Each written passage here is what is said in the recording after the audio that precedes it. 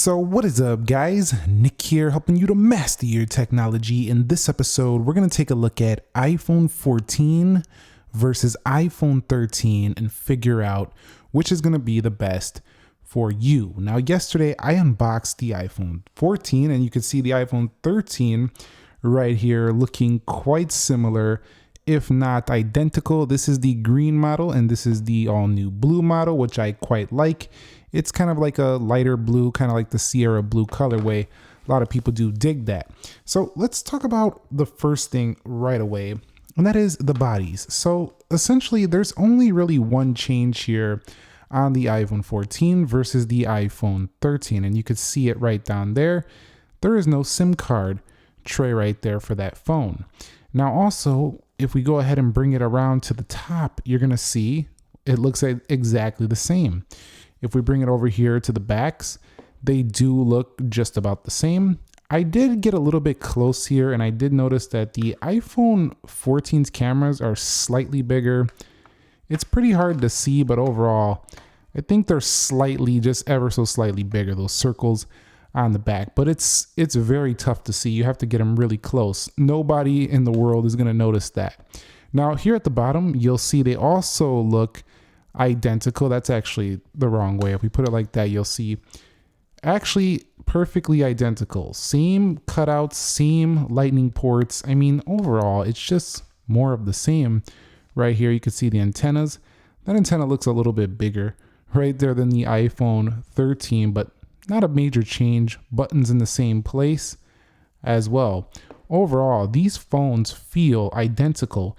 Even the notches are exactly the same. So basically, what I gotta say about these is that the iPhone 14 is only a hair bigger in terms of the weight. It's just a hair bigger. The iPhone 13 right here, just slightly heavier. But overall, I mean, same notch, same lightning port, same button placement. If you pick these up, you're not going to know which one is which unless you look at the back colors. They're basically identical. Now, when it comes to the Super Retina XDR OLED displays, these are also identical. The iPhone 14 actually has the same 6.1 inch 800 nit display down to the pixels, 460 ppi. It is identical. 60 hertz panels, they scroll at the same refresh. So literally there's going to be no major difference. There was a little bit of a delay there on the 13.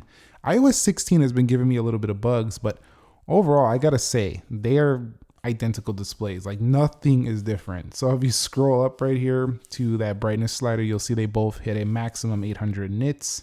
And in terms of usable, there's a little bit more 1200 peak and things like that. But I gotta say, it literally does not matter whether you're going with the 13 or you're going with the 14 here. Neither one is going to perform better in display, and that's kind of a letdown for the 14 because the 14 you probably would have wanted to get a little bit better display refresh just to make it feel like a more worthy upgrade, especially if you're coming from the 14. But the good thing about this is that if you are deciding to get the iPhone 13 at a cheaper price point, which is going to be around $699, then you're going to be a lot happier that you're getting a same display as someone who just got the latest and greatest Apple iPhone 14. Now, the next thing that's also identical is the software experience. So because Apple's iOS is 16 on both, you're basically going to feel the same experience. Not only that, because the notches are in the same place, they don't have different designs, they are the same size, literally down to just about everything is exactly the same. Now, here's what's different though. In the iPhone 14, you have to hunt for it, but you just go over here. In video, you have a little action mode. I talked about that in unboxing, but other than that, the entire phone operates identical. So for that $100 savings, you're gonna get, one less year of software support though. So if you want an extra year, you pay that extra $100 for one more year of updates, but I don't even know if it's going to get one more year of updates because of this reason right here. They both do run the Apple A15 Bionic on both of them. However, Apple did upgrade the RAM to 6 gigabytes of RAM over here, which means that you probably will get, a little bit more software support just because it has more RAM to support that down the line. That's probably why they bumped the RAM up. But because you have that same A15 on both, you're going to get literally the same performance when you do open up applications day to day. So for those of you who bought an iPhone, what was it, iPhone 13 from last year, you're not going to feel like your phone got outdated. That's actually good for those of you who bought an iPhone 13 last year. But for those of you who are looking for performance jumps, besides that ability to hold a little bit more apps in the background, I really don't see a major reason to go to the 14, for that extra money. It's basically the same chip for cheaper. You also have the iPhone SE with the same chip.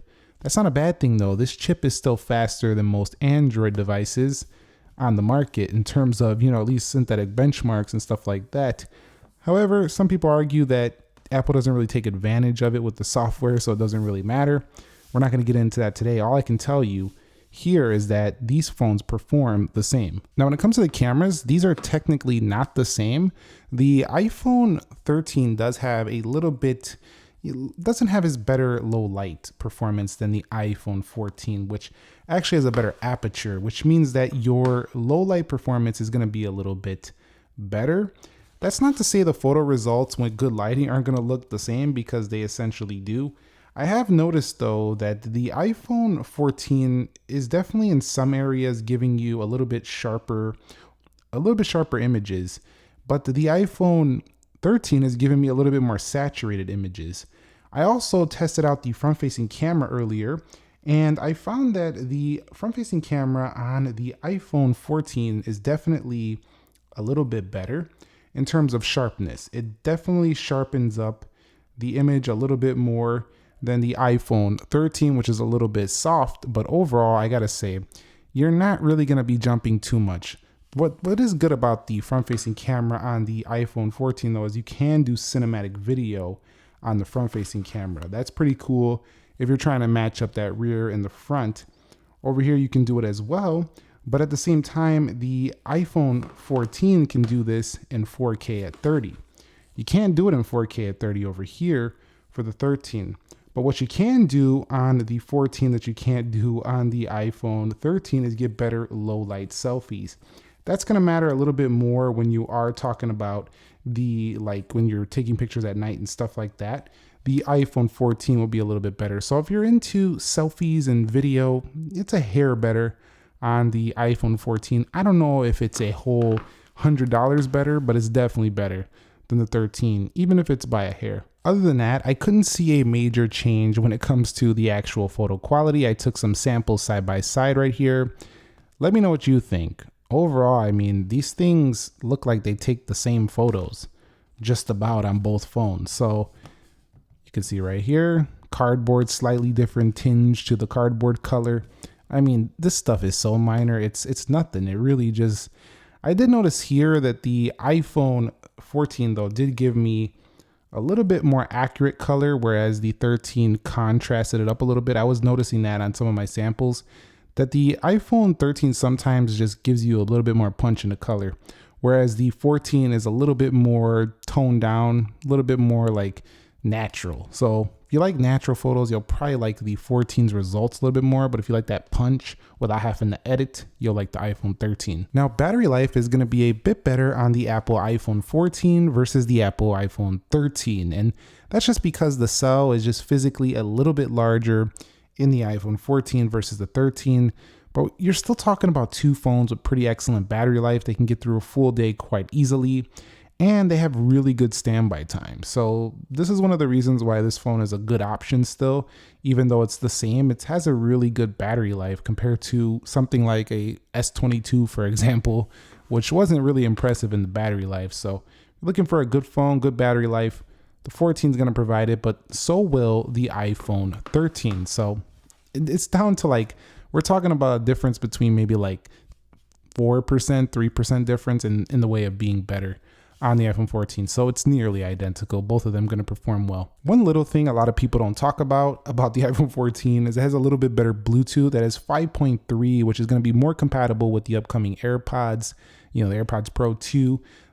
I think those just got launched actually. Those are going to be, a little bit faster to connect.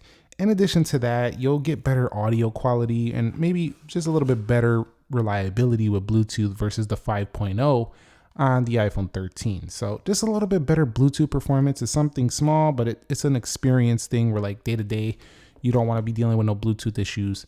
The 14 will probably be a little bit better there. You also have the crash detection. This is something you don't have on the iPhone 13, and you should be able to alert SOS via satellite, coming in an update soon on the iPhone 14. So a couple safety features that are kind of important for a lot of people maybe, but again, these aren't going to be something I think people are just going to go out of their way to find the iPhone 14 just to get those features, but I had to mention them. They are something that is different. So that's pretty much going to wrap it up. Surprisingly, there's not much more to talk about between these two phones. So if you notice throughout this video, I had to hunt to find little incy-weensy things to make some content about, because the fact is the changes on this phone are teeny tiny. For now, I think it's still a really good option. I think they probably should have just dropped the iPhone 13 out of the lineup and just kept this one around. But overall, again, it's not a really big, innovative, big, major change, but it's still going to sell well. It's got some nice colors. It's a great phone overall. It's still an amazing design. I mean, you do have the squared edges. You have the nice diagonal cameras. I think it just gets a little bit overshadowed or has this cloud over its head that Apple has basically done this already, this type of design with the iPhone 12, the iPhone 13. And when you keep seeing it over and over again, it just doesn't have that same specialness anymore. But that's only if you're coming from the perspective of somebody who's had that. You got to appreciate the fact that if somebody hasn't had an iPhone like this before, it's still a beautiful option in the lineup. For example, if a person just finally was able to pick up a new iPhone, they're coming from an older one, they're gonna absolutely love their new 14. Keep that in mind. But us techies, we like to compare it to like the pros and all the best stuff coming out. But at the end of the day, it's still an amazing option. It's just not a major upgrade over the 13, and that's just facts. So anyway, let me know your thoughts down below. If it was me, I probably would save the money, get the 13, and then upgrade when Apple does something majorly different. But if you really want this 14, you are going to get a better low light camera. You're going to get the extra GPU core, the extra RAM, the better front-facing camera, and maybe a certain color you want over the iPhone 13. But if you want that green, if you want that pink color, you still got to go with the 13. Let me know your thoughts down below in the comments. Thumbs up if you enjoyed it. Subscribe if you haven't already. Nick here. Be sure to be well, and peace.